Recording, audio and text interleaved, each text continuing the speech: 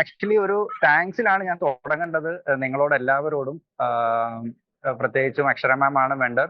അക്ഷര മാമിനോടും ലേൺ വൈസിനോടും അതിന് even first registration തൊട്ട് സപ്പോർട്ട് ചെയ്ത എല്ലാവരോടും ഒരു നന്ദി പറഞ്ഞുകൊണ്ട് തന്നെ തുടങ്ങാം.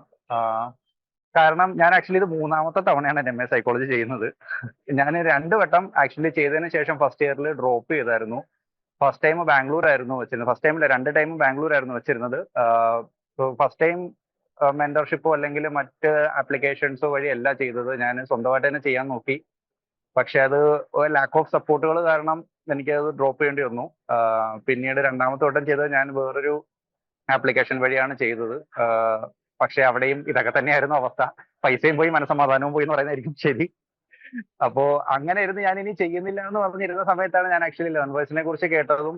അപ്പോൾ എനിക്ക് ആക്ച്വലി നല്ല രീതിയിൽ സംശയം ഉണ്ടായിരുന്നു ഇതും അതുപോലെ ആകുമോ എന്നുള്ളത്. അപ്പോ ഒന്നിപ്പഴച്ച മൂന്നല്ലേ. അപ്പൊ ഞാൻ വിചാരിച്ചു എങ്കിൽ ശരി ഇതും കൂടി ട്രൈ ചെയ്തേക്കാന്ന് കരുതി കയറിയതാണ്.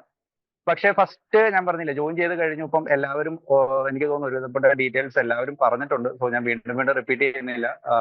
പക്ഷെ ഫസ്റ്റ് നമുക്കൊരു ഇൻട്രൊഡക്ഷനും കാര്യങ്ങളൊക്കെ തരും.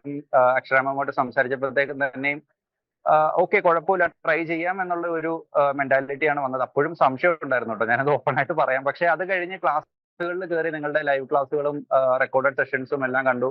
അതിലുപരി അക്ഷര മാമിന്റെ ഡെഡിക്കേറ്റഡ് ആയിട്ടുള്ള സപ്പോർട്ട്. ഞാൻ മിക്കവാറും ക്ലാസ്സുകളിൽ കയറില്ല, ബിക്കോസ് ഞാൻ വർക്ക് ചെയ്യുന്നത് ഒരു ലൈഫ് സയൻസ് ഫീൽഡിലാണ്. അപ്പോൾ അതുകൊണ്ട് തന്നെ ഞാൻ കൊല്ലത്താണ് സ്ഥലം, എറണാകുളത്താണ് ഓഫീസ് ഉള്ളത്. കൊല്ലം എറണാകുളം വീക്ക്ലി ട്രാവലിംഗ് ആയിരിക്കും. മിക്കവാറും ക്ലാസ്സുകൾ കേട്ടില്ല. പക്ഷെ എങ്കിൽ പോലും ലാസ്റ്റ് മൊമെന്റിലാണ് പഠിക്കുന്നത്.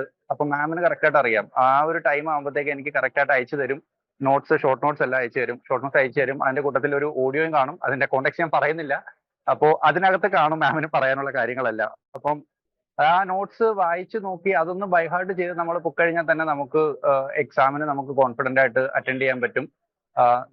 നമ്മളല്ലാതെ നമുക്ക് ടെക്സ്റ്റ് ബുക്ക് തന്നെ എടുത്ത് നമ്മൾ പഠിക്കണം എന്നുള്ളതില്ല. സോ ലേൺ വൈസിന്റെ നോട്ട്സ് ഓൾറെഡി നമുക്ക് അതിനകത്ത് കാണും. അത് മാത്രമല്ല അസൈൻമെന്റ് എഴുതാനുള്ള സപ്പോർട്ട് ആണെന്നുണ്ടെങ്കിലും ഇന്റേൺഷിപ്പ് ചെയ്യുന്ന സപ്പോർട്ട് ആണെങ്കിലും അതിലുപരി നമുക്ക് ഏതൊരു ടൈമിൽ വേണമെന്നുണ്ടെങ്കിലും ഞാൻ എൻ്റെ ഒരു എക്സ്പീരിയൻസ് പറയുന്നുണ്ടെങ്കിൽ ഞാൻ മിക്കവാറും ലേറ്റ് നൈറ്റ് അല്ലെങ്കിൽ ഏർലി മോർണിംഗ്സിലായിരിക്കും എന്തെങ്കിലും വായിക്കുന്നത്. ആ ടൈമിൽ ഡൗട്ട് ഉണ്ടെന്നുണ്ടെങ്കിൽ ഞാൻ അക്ഷര മാമിന് ഒരു വോയിസ് മെസ്സേജ് ഇട്ടേക്കും. സോ മാം ഓൺലൈൻ വരുന്ന ടൈമിൽ അതിന് ഇതുവരെ മെസ്സേജ് തരാതെ പോയിട്ടില്ല.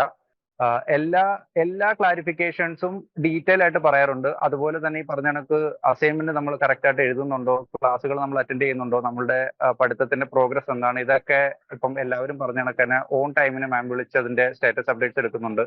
സോ ഉള്ള എക്സ്പീരിയൻസ് വളരെ വളരെ പോസിറ്റീവാണ്. ഇനിയും അത് അങ്ങനെ തന്നെ തുടരട്ടെ എന്നാണ് ഞാൻ പ്രാർത്ഥിക്കുന്നതും. അതുപോലെ തന്നെ എല്ലാ ആശംസകളും ലേൺ വൈസിനും തരുന്നു. ഇനിയും ഉയരങ്ങളിലേക്ക് പോകട്ടെ, കൂടുതൽ ബാച്ചുകൾ വരട്ടെ, നല്ല രീതിയിൽ പോകട്ടെ എന്നാണ് എന്റെ പ്രാർത്ഥനയും എല്ലാവർക്കും ഉള്ള ആശംസകളും. ജോയിൻ ചെയ്യുന്ന എല്ലാവർക്കും നല്ല രീതിയിൽ ഞാൻ പ്രാർത്ഥനയോടുകൂടി ആശംസിക്കുന്നു മുന്നോട്ട് പോകട്ടെ എന്നുള്ളത്.